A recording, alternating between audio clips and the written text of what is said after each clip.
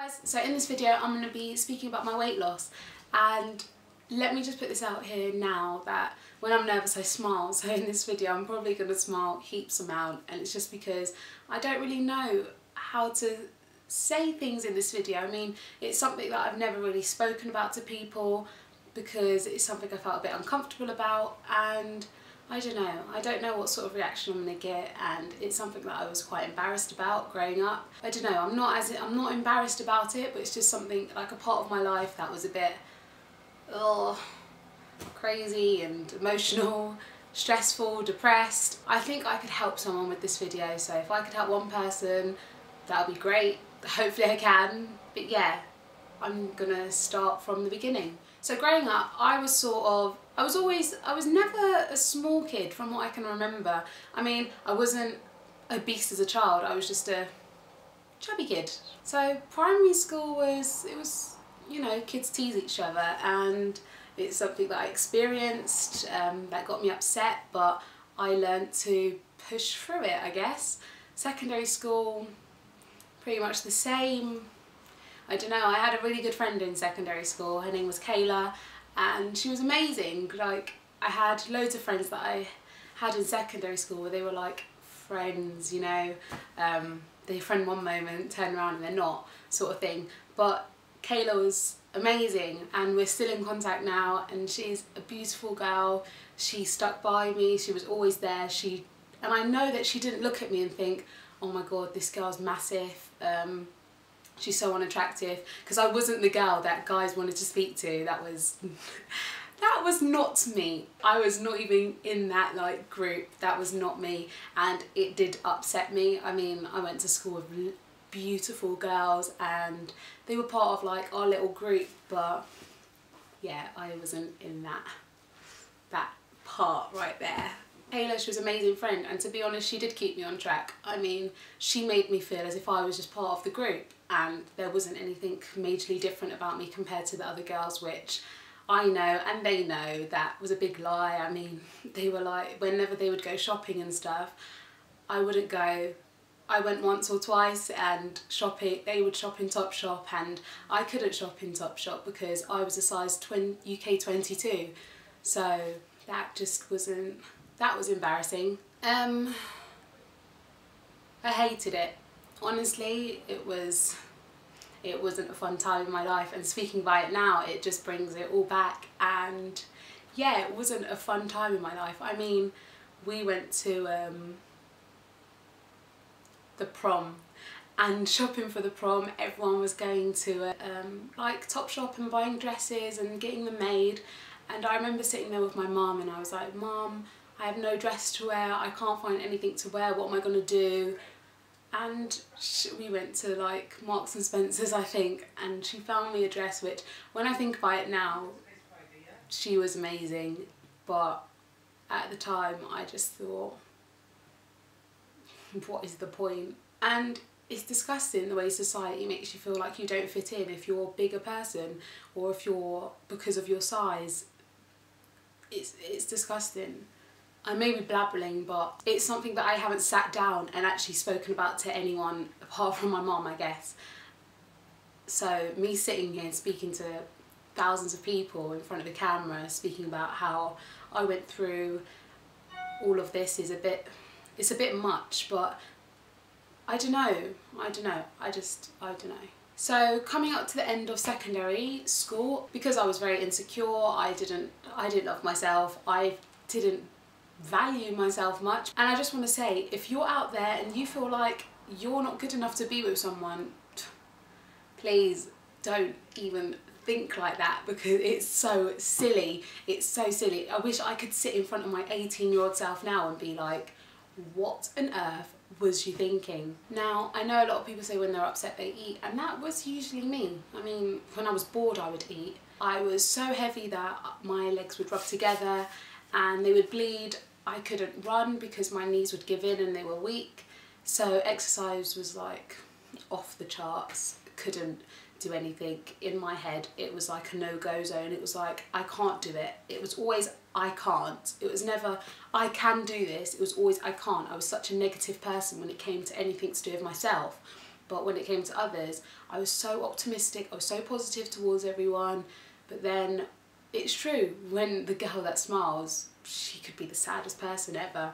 And that was pretty much me. When I was by myself, I was sad and stuff, and when I was around people I'd always be bubbly and happy, but that's just because I like to mask things and I like to build up walls, and you know, part of me now still likes to do that, and it's just part of my personality and my traits, and I don't think that will change. I think a part of that will always be there, just because I don't like to bring negative energy around anyone, and I don't like people to feel bad about themselves, so I always try and bring out the good in people.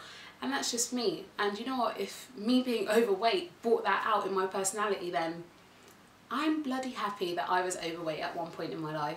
So it wasn't a fast process. I mean, I was 18 and my weight loss is still ongoing now. I'll show you a few photos. Here's another one.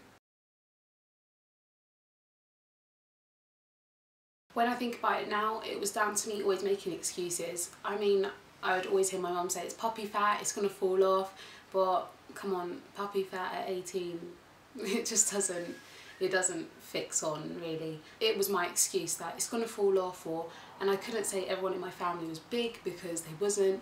I tried saying that it was my metabolism, diagnosing myself with craziness like I have a slow metabolism and I'm big boned and etc. But it's not, it was down to my laziness. And it was because I'm lazy. I had to accept the problem for me to be able to fix it. So me making excuses, I would wake up and I'd be like, I'm just gonna eat this, or I'm just gonna do that.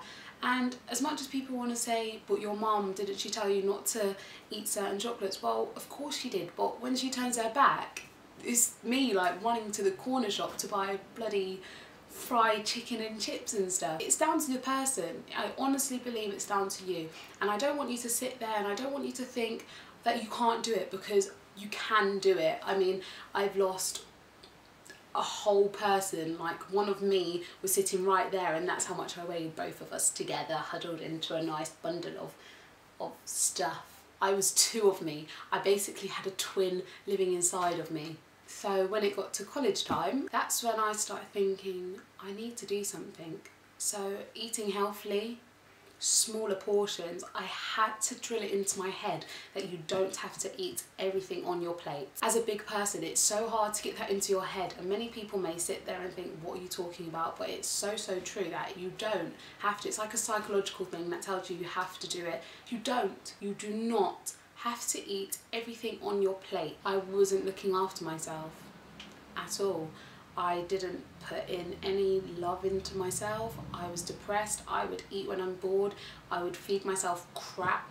I would sit. I was lazy. And even though I did good at school and I had a part-time job, I was lazy. I was a lazy person. I wouldn't do anything for myself to make me a healthier person.